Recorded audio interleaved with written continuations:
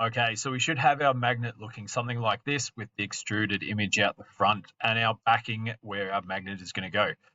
So first thing we want to do when we are creating the hole for the magnet is we want to come around to the back and we're going to select the back of our magnet and we want to come up here to our construct and we're going to construct an offset plane. So when it's sitting like this, we actually want to make that at -1 millimeters down.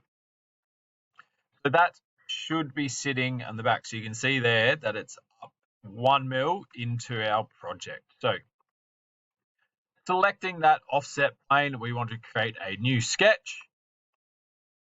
We're going to use our circle diameter tool and we're just going to place it in the middle. The size of our magnet is 5 millimeters across, so we need to make it 5.5 millimeters big.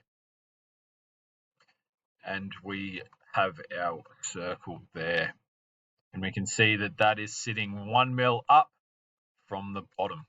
All right, so we can extrude this circle out. We want to come up here to our inspect tool and we want to do a section analysis.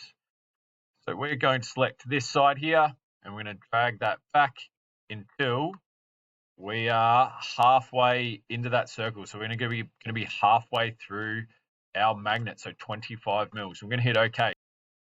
We should be able to see half our magnet there, and we can actually select that circle now. So with it highlighted, we want to extrude that one out. So if we swing the camera around, we can grab this arrow and we want to be coming up 4 millimeters, which is the size of our magnet, and we hit OK. So that is going to be hollowed out so that when we are printing the magnet on the 3D printers, we will be able to put the magnet in there.